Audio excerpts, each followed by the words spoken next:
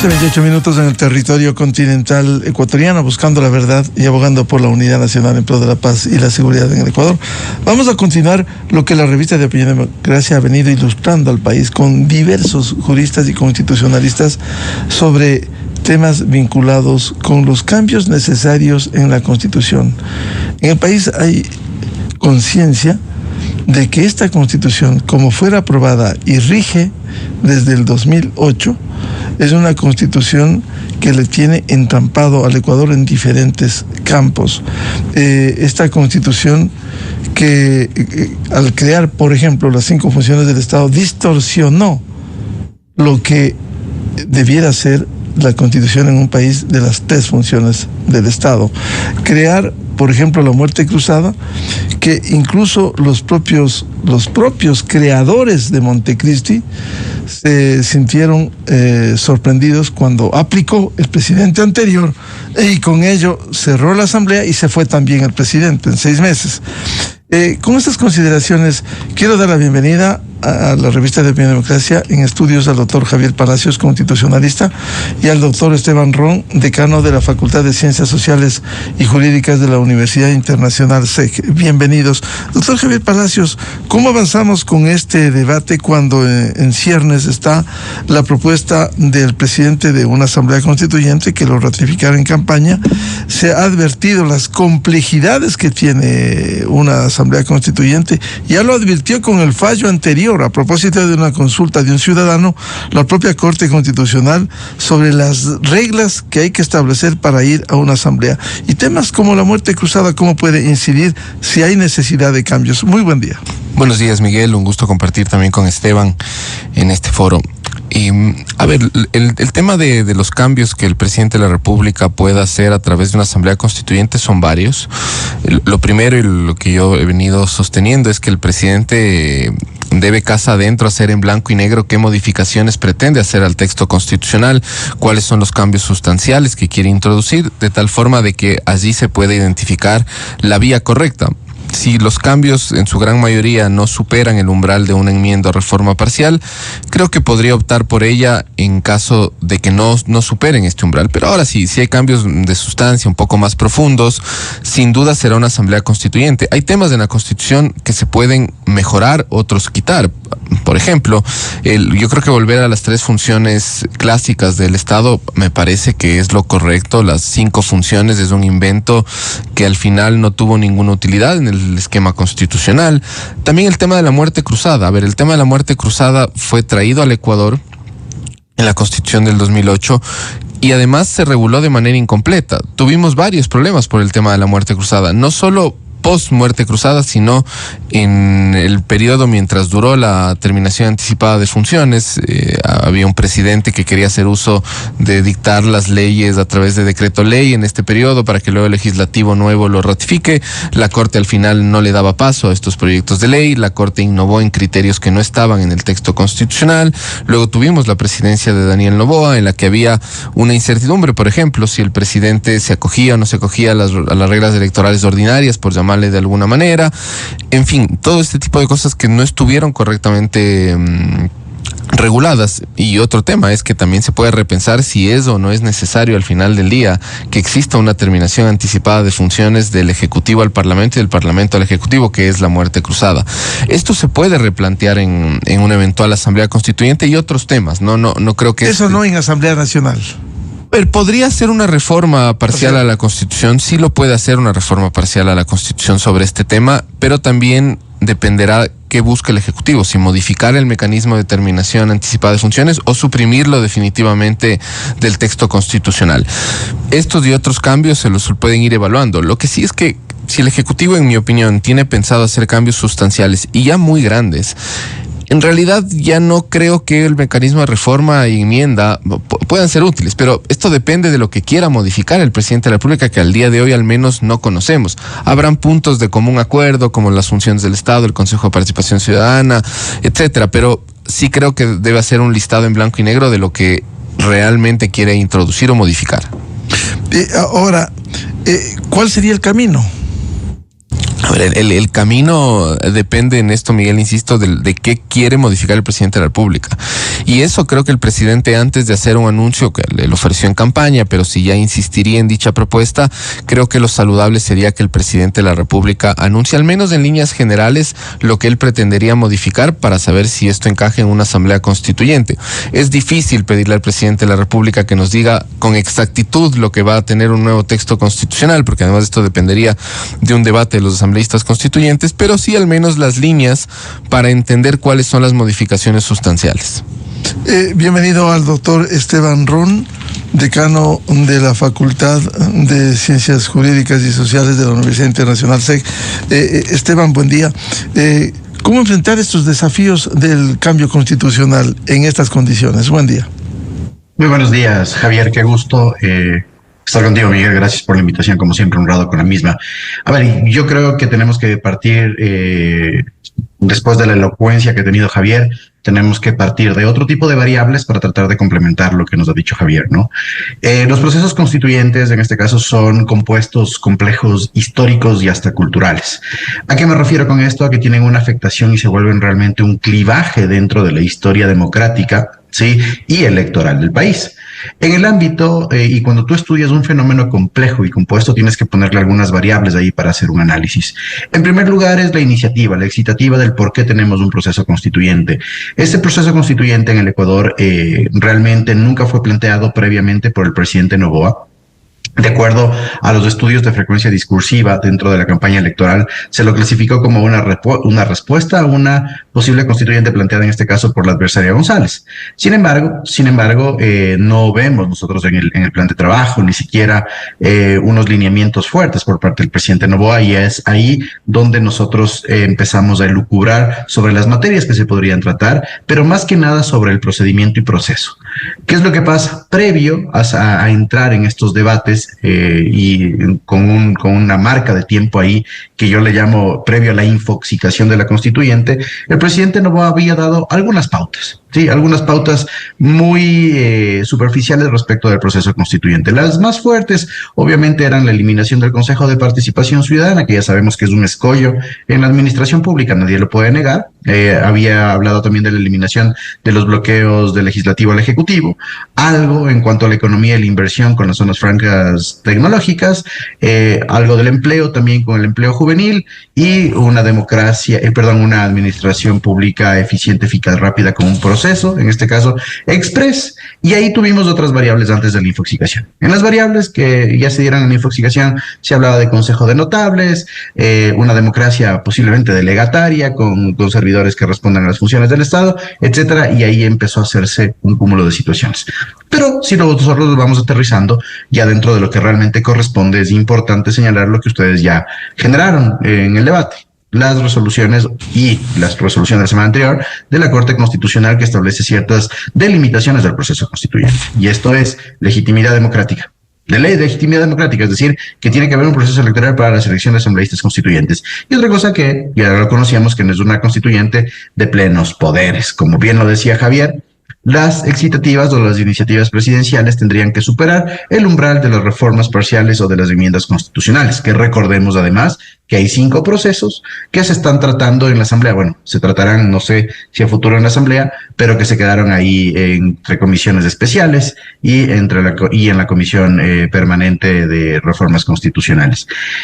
Finalmente, hay que tener otra consideración que creo que es muy importante, y es la configuración ya de lo que sería la operatividad de la constituyente. Estamos hablando de 4 procesos electorales y tenemos que ser muy conscientes de esos, ¿sí? Hay que hacer un proceso electoral en el cual se da el llamado a la Asamblea Constituyente, hay que hacer un proceso de selección de asambleístas constituyentes, hay que hacer un proceso de votación de la Constituyente y hay que hacer un proceso luego de selección de legislativos según las modificaciones que traiga la Constituyente. Promedio de procesos electorales de los últimos años entre consultas populares y elecciones, estamos hablando de $80 millones, promedial. ¿Sí? Los procesos electorales cambian el presupuesto de acuerdo al funcionamiento del mismo, pero promedial $80 millones.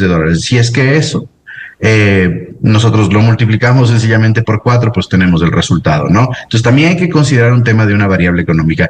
Y finalmente algo que es trascendental, que creo que no se está debatiendo, algunos colegas juristas lo han señalado, pero que lo que tenemos que llevarlo a discusión es qué va a pasar mientras la constituyente, en el caso de suceder, funciona.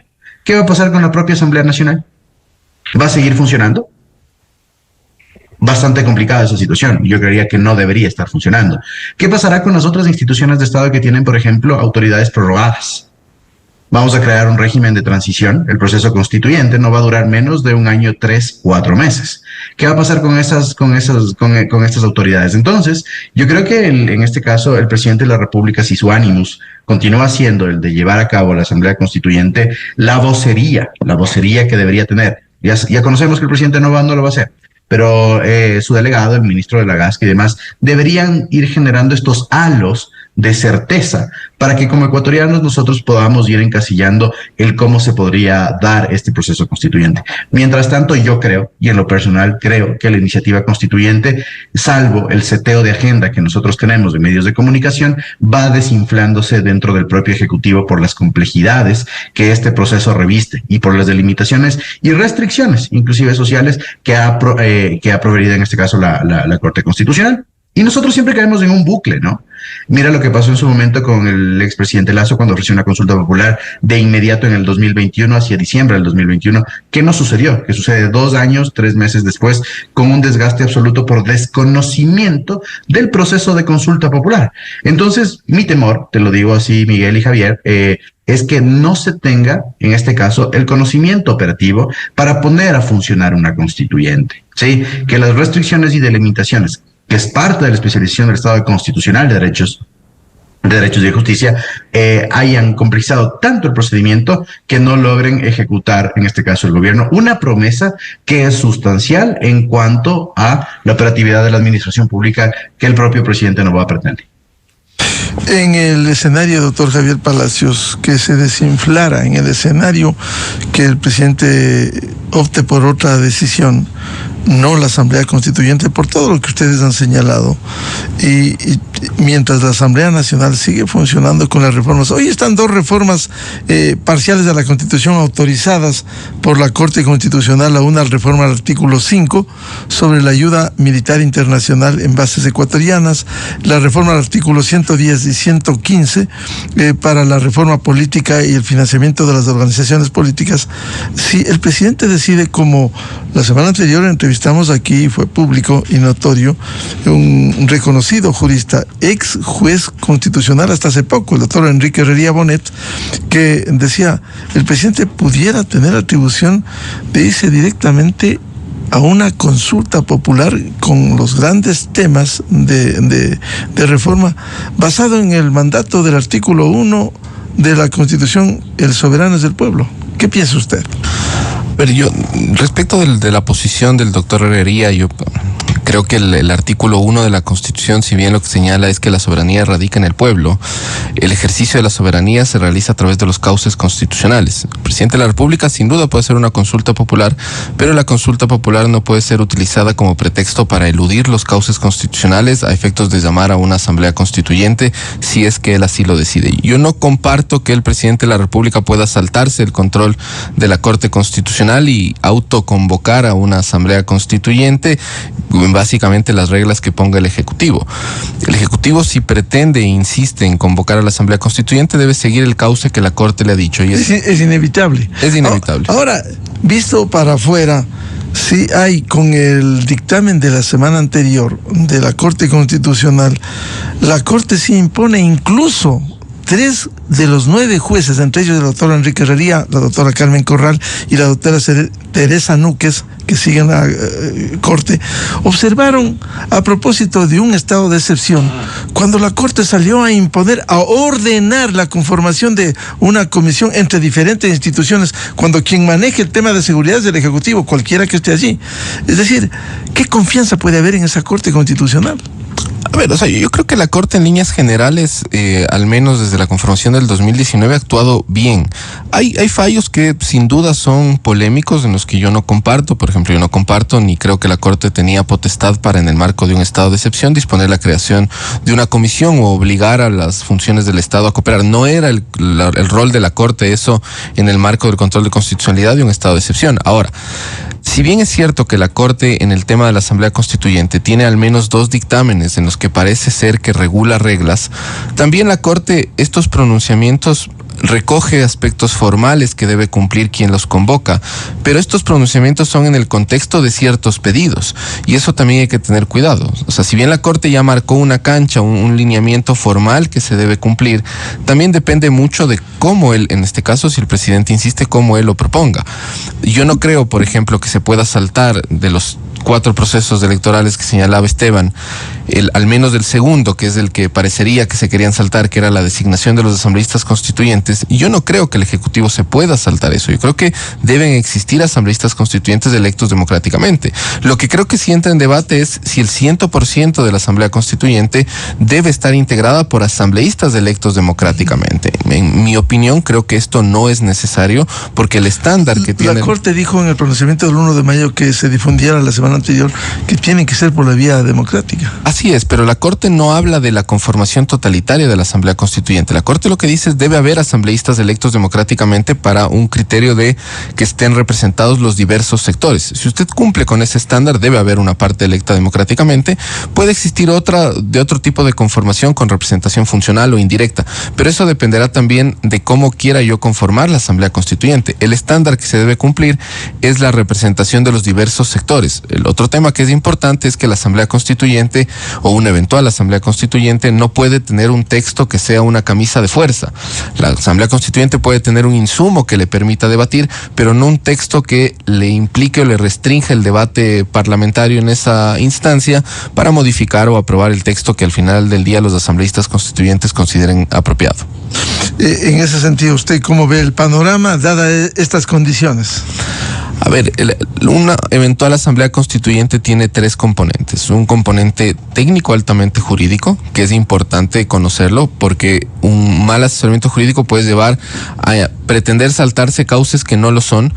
El otro es un componente político, ¿no? La asamblea constituyente pasa por cauces electorales y esto necesariamente implica o un desgaste o al menos un debate político que el presidente debe medirlo. Y el otro es un componente económico, como bien lo resaltaba Esteban. Una asamblea constituyente le va a costar al país, no es un tema menor que debe considerarlo el presidente de la República. Y en estos 3 componentes que tiene la Asamblea Constituyente, creo que el presidente, si insiste en su idea, me parece que lo más apropiado es hacerlo pronto, porque el desgaste político de un gobierno es natural y conforme pasan los días, este seguirá aumentando, bajando, esto dependerá, pero siempre el desgaste existirá y si el presidente insiste en esa idea, después de analizar las variables, sobre todo políticas y económicas, creo que debería hacerlo pronto. Pero sobre todo, Miguel, y eso creo que es importante, más allá de las elucubraciones, más allá de los puntos comunes o de consenso que pueda haber en el foro, no solo jurídicos, sino ciudadanos, etcétera, es el presidente el que debe al menos poner en blanco y negro qué pretende modificar. Porque si después de hacer el ejercicio casa adentro, el presidente verifica que estas modificaciones no llegan a una asamblea constituyente, quizás lo mejor son las reformas o enmiendas, dependiendo del cambio. Creo que va a tener una mayoría en la asamblea que le va a permitir hacer eso. Igual la reforma parcial también al final del día termina en un referéndum ratificatorio de la ciudadanía. Entonces ahí creo que es un tema de análisis también del presidente casa adentro. ¿Y la muerte cruzada, qué piensa usted? ¿Debe continuar? ¿Y cuál sería el camino si es que quisiera darse de baja? Bueno, el camino a la muerte cruzada puede ser una reforma parcial a la Constitución. No creo que afecte a la estructura del Estado, no creo que necesariamente tampoco afecte el sistema de pesos y contrapesos. Puede ser a través de una reforma parcial.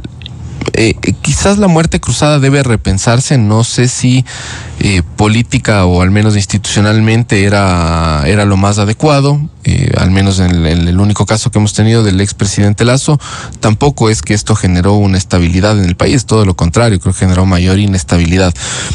Puede ser un cambio que amerite un poco más de debate y de control, ¿no? Creo que de la mano del cambio de la muerte cruzada viene algo más conexo, que es la gobernabilidad del Ejecutivo y el Legislativo, que así un poco debería pensarse. Quizás ahorita no tengo en mente un cambio relacionado con el tema de gobernabilidad, pero creo que así debería apuntarse, porque lamentablemente puede usted ser electo presidente de la República, pero si no existe una debida coordinación o gobernanza entre las distintas funciones del Estado, sobre todo ejecutivo y legislativo, va a pasar lo que le ocurrió al presidente Lasso. Prácticamente estuvo bloqueado por un legislativo que luego inclusive le promovió un juicio político autorizado por la Corte, en mi opinión, sin fundamento, pero que al final del día implicó que el país no pueda continuar en el cauce democrático y tuvieron que anticiparse las elecciones. Claro, esos son los sesgos políticos e ideológicos que se ha señalado a propósito de lo que decía el juicio al presidente anterior, lo que decía el doctor Javier Palacios, sesgos de la Corte Constitucional. Ahora, quisiera plantearles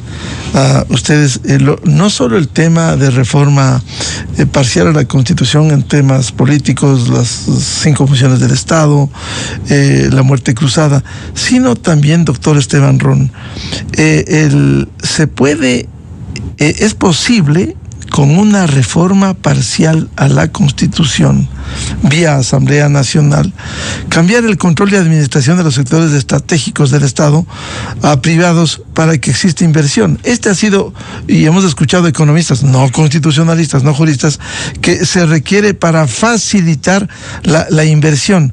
Y ellos recuerdan, el inciso segundo del artículo 313 de la Constitución dice que los sectores estratégicos deben orientarse al pleno desarrollo, entre comillas, de los derechos. Esta Constitución de los derechos y no es de Estado de Derecho.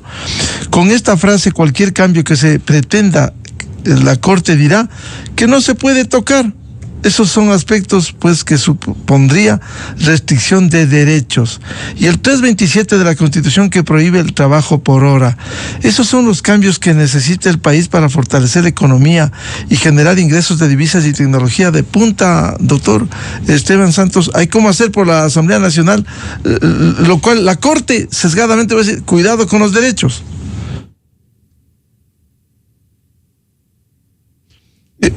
Por favor, el audio, Esteban. Gracias. Mil disculpas. Bueno, Esteban Ron. Siempre nos confunden con el colega Santos, pero Esteban Ron. Sí, perdón. Entonces, Esteban. Sí, no pasa nada. A ver, Javier decía una puntualización muy lógica, ¿no? Que la constituyente y la Constitución tienen un componente jurídico y político, pero aparte de eso también tienen un componente dogmático, ¿sí? Una carga teorética. ¿A qué nos referimos con esto? Que las constituyentes y las constituciones, producto de las constituyentes, van a hacer la reproducción y materialización de la forma en la cual, en este caso, una tendencia política o quien propone la constituyente visualiza al Estado, visualiza a la administración pública. Eso en la parte orgánica. Pero el tema dogmático, teorético, es, por ejemplo, la configuración de los derechos.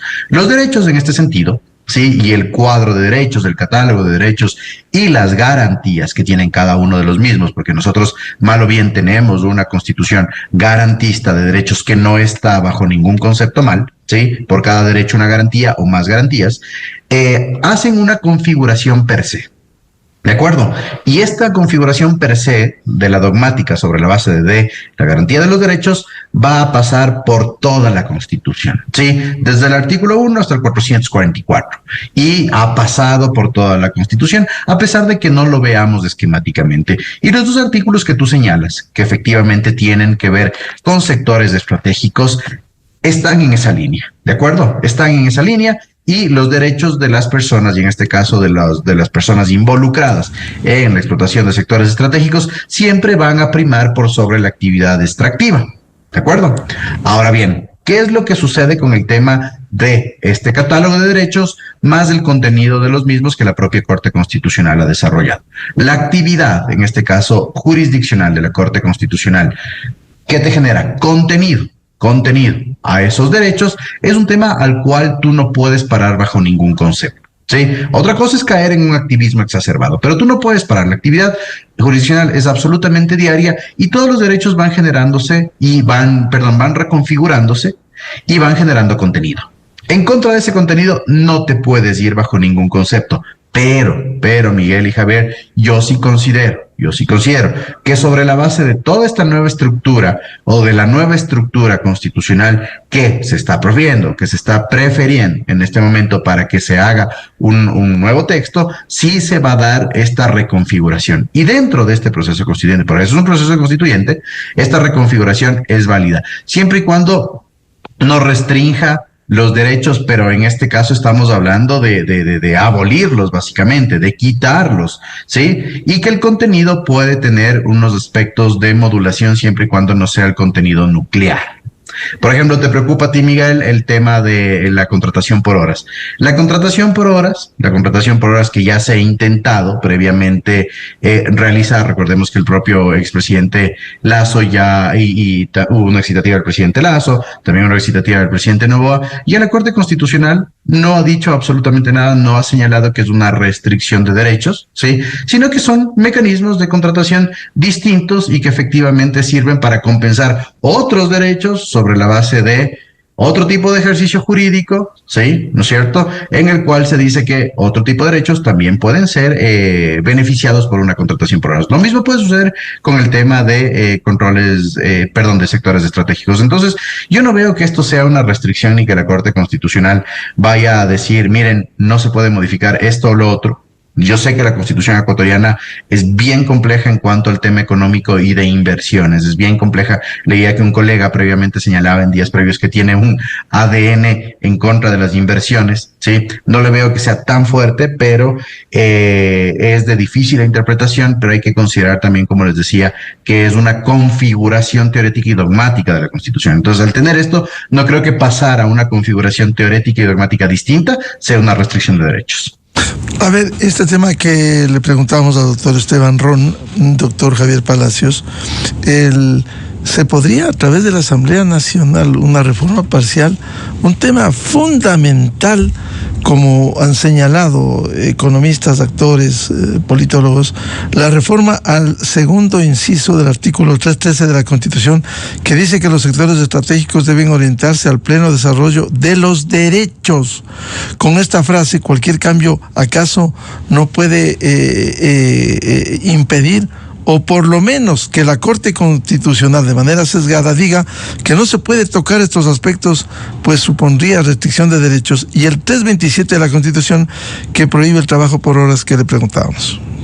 A ver, creo que ahí hay que hacer una diferenciación. En el tema del trabajo por horas es claro que esto no implica una regresión de derechos. La Corte ya ha dado la viabilidad. De hecho, el presidente Noboa inclusive lo elevó a consulta popular. En el tema del régimen económico, si bien de manera preliminar no podría considerarse como restrictivo de derechos, Miguel, creo que sí debe considerarse algunos temas. El régimen económico y de los servicios públicos, que es lo que está reservado para el Estado ecuatoriano, es una garantía de los derechos según el texto de la Constitución. De hecho, el que el Estado preste los servicios públicos y sea privativo de los servicios públicos y solo excepcionalmente los delegue a la iniciativa privada, igual que los sectores estratégicos, es una garantía de los derechos según el texto constitucional.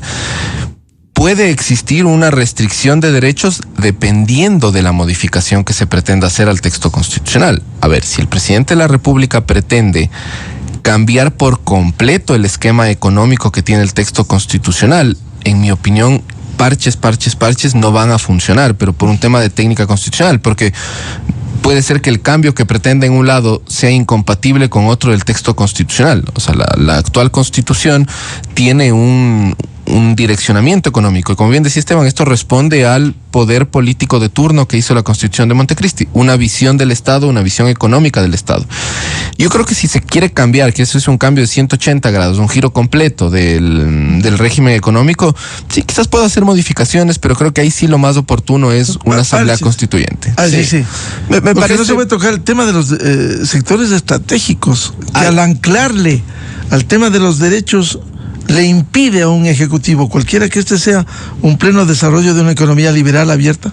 Sí, me parece que hay temas que pueden existir debate un poco más profundo. De manera preliminar, no es una restricción de derechos el cambiar el sistema económico del país, el cambiar la ideología económica del país, pero quizás si escarbamos un poco más, sí puede llegar a una tensión, porque la Constitución de Montecristi regula muchísimas garantías de los derechos, y entre esas son la prestación de servicios públicos, del régimen económico, etcétera. Puede llegar a existir tensión, pero eso dependerá también de cuán profundo sea el cambio, porque si solo quiero cambiar que ya no sea una delegación excepcional, sino que sea en ciertos casos al sector privado, o sea, cambiar eso, en principio no estoy afectando derechos y garantías, y la Corte podría dar viabilidad a través de una reforma parcial a la Constitución, pero sí dependerá de lo que el presidente en ese caso lo haga. Pero ahora, le voy a poner un ejemplo, Miguel. Si el presidente quiere cambiar el régimen económico, el régimen de partidos, es decir, y el régimen parlamentario de cómo está conformada la Asamblea, a ver, ahí hay que hacer también un balance de tiempos, porque todas estas modificaciones son a través de reforma parcial a la Constitución, y todas esas modificaciones van a terminar, si la Corte da viabilidad, en un referéndum en la ciudadanía, ratificatorio de estas modificaciones que tendrán que pasar por la Asamblea. Al final del día habrá también un proceso electoral en ese caso. Y allí ya viene un tema de conveniencia política del presidente. Recordemos que los fundamentos para convocar a una Asamblea Constituyente no son solo constitucionales. La Corte le ha dicho expresamente en sus dictámenes que pueden existir razones políticas o económicas que motiven el cambio de una Constitución. No solo son constitucionales. Por eso es que no creo que hay que quedar en la atmósfera solo jurídica de qué implicaría un texto, un nuevo texto constitucional, sino también tienen implicaciones sociales, políticas, económicas y de otra índole.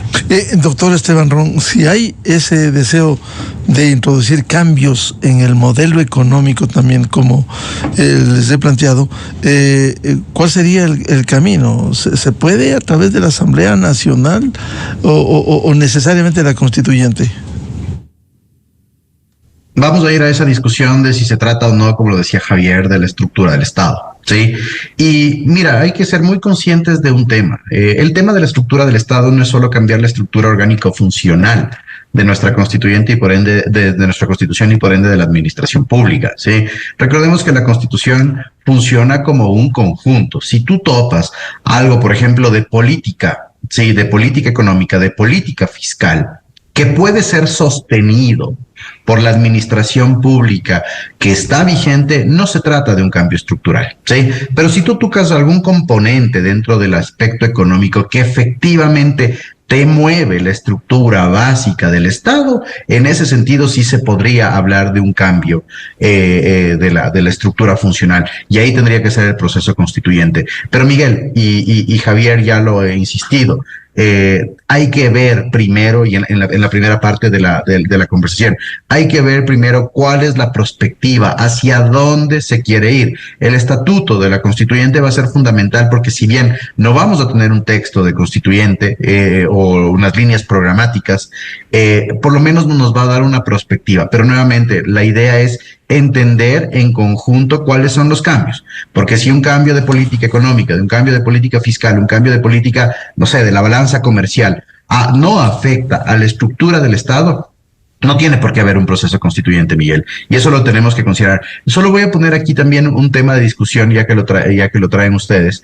Es que va a haber algo muy trascendental en los próximos días. Ustedes saben que es la posesión del presidente Noboa, y vamos a tener a la primera sesión de la Asamblea Nacional.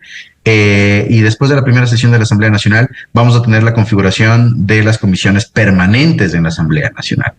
Y mira, si bien es una comisión que previamente no ha generado mucha discusión, la Comisión Especializada Permanente de Reformas Constitucionales, ¿sí? Y quien se haga cargo de dicha comisión permanente con una presidencia, vicepresidencia, ya nos va a dar un síntoma posiblemente de hacia dónde puede ir este cambio. Porque si vemos que ADN va a estar en esa comisión, lo que se necesita y lo que debería suceder es que los cambios, las reformas parciales o las enmiendas constitucionales vayan en un solo cuerpo y no se genere esta dispersión que nosotros hemos tenido previamente, para que tengamos parche. Tanto así que yo lo digo a modo de ejemplo, ¿no? Las clases que ahora damos en las universidades damos con la Constitución más los parches, ¿sí? Entonces, una recodificación en la cual se puedan incorporar todos los cambios a través del mecanismo que la Corte nos dictamine, que no pase, como decía Javier, este umbral de la reforma parcial ni de la enmienda, podría ser tramitado tranquilamente en la Asamblea Nacional. Sí, efectivamente, y de eso hablaremos en otro momento. Lo lógico es que, como planteaba Esteban Ron, veamos cómo quedan las comisiones. Lo lógico es que si se quiere gobernabilidad, ADN con mayoría y aliados va a presidir esas comisiones importantes. Lo lógico, en política no se puede predecir nada absolutamente, habrá que esperar la instalación este miércoles. Muchas gracias al doctor Javier Palacios, constitucionalista, y al doctor Esteban Ron, decano de la Facultad de Ciencias Jurídicas y Sociales de la Universidad Internacional SEC. Muy amables, Esteban y Javier. Con mucho gusto. Un saludo, un abrazo, Javier, Miguel. Muy amables. 8:03 en el territorio continental ecuatoriano. Vamos a una pausa. Ya volvemos. Diálogo importante con el director general del Organismo Internacional de Energía Atómica, Mariano Rafael Grossi, que ha venido al Ecuador a una visita de alto nivel. Tiene previsto dialogar con el presidente de la República, la canciller, la ministra de Energía y otras autoridades del país. Desde 1984 con Gonzalo Rosero. La revista de opinión Democracia. Siempre líderes, siempre confiables. Enseguida regresa Miguel